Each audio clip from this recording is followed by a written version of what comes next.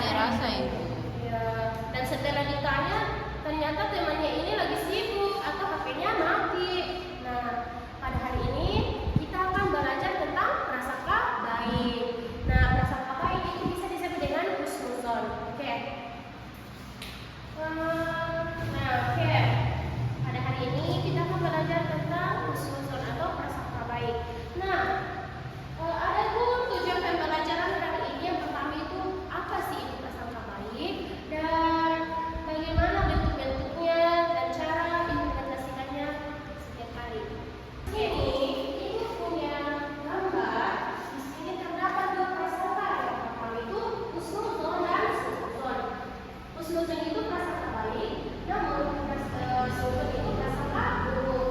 Ada yang bisa jelaskan perbedaan kedua gambar ini? Coba. Kalau husnuzon itu berprasangka baik, kalau suudzon itu berprasangka buruk.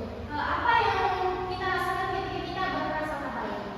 Hati kita lebih tenang, hubungan kita dengan sesama itu lebih kondusif, harmonis, menanamkan kebahagiaan, Terus tentang doa suci. Kemudian suudzon, apa yang kita rasakan kalau kita berprasangka buruk?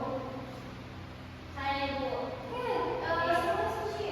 Jadi hatinya itu lebih gelisah ibu, terus hubungan kita dengan sesama teman dan atau sesama manusia itu lebih renggang lagi, terus intinya pikiran itu selalu mengarah ke hal-hal yang negatif. Iya ya, betul sekali. Jadi kita tidak boleh suudzon ya.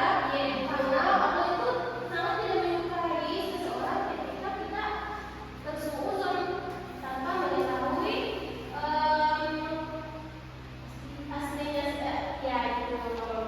Dan anak-anak perlu kita ketahui bahwa Allah itu memerintahkan kita agar menjauhi prasangka buruk. Dalam Quran surah Al-Hujurat ayat 12 mengatakan, menjelaskan, jauhilah banyak prasangka karena sebagian prasangka itu dosa. Oke. Kalau kalian sudah paham, Ibu ingin bagikan dua skenario.